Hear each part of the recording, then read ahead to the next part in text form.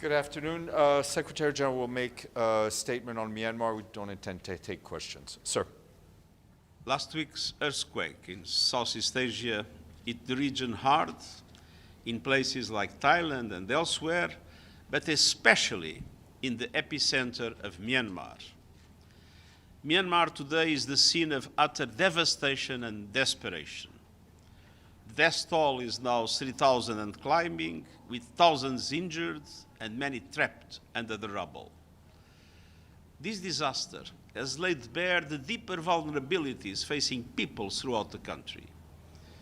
Even before the earthquake, Myanmar was beset by political, human rights, and humanitarian crises, hurting people, spilling over to neighboring countries and the wider region, and opening the door to transnational crime.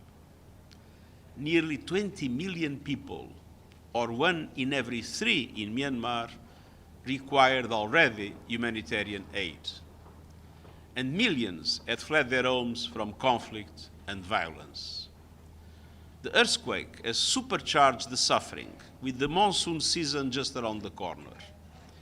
We need rapid action on several fronts. I'm announcing today that I'm sending our emergency relief coordinator, Tom Fletcher, to Myanmar. He will be on the ground tomorrow. I'm also sending my special envoy, Julie Bishop, to visit the country in the coming days to reinforce our commitment to peace and dialogue.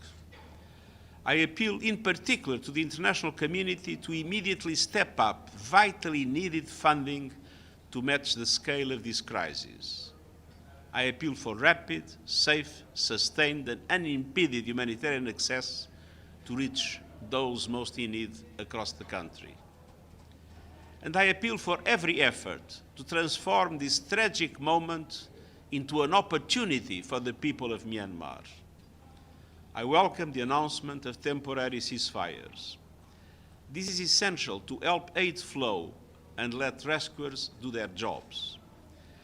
But an end of fighting must quickly lead to a beginning of a serious political dialogue and the release of political prisoners. Specifically, an inclusive political process where all the people of Myanmar feel represented. As communities across Myanmar unite in grief, it is also time to unite behind a political solution to end the brutal conflict. And this solution must include a pathway for the safe, voluntary, dignified, and sustainable return of the Rohingya from Bangladesh, whom I had the honor of visiting last month in Cox's Bazar. And it must include an end to the violence and human rights violations across the country and a pathway for democracy to take root. Now is the time to stand in solidarity with the long-suffering people of Myanmar. And the United Nations will keep pushing for peace and life-saving support for the people of Myanmar in their hour of need. Thank you. Sorry. What's your reaction to the tariffs that the U.S. has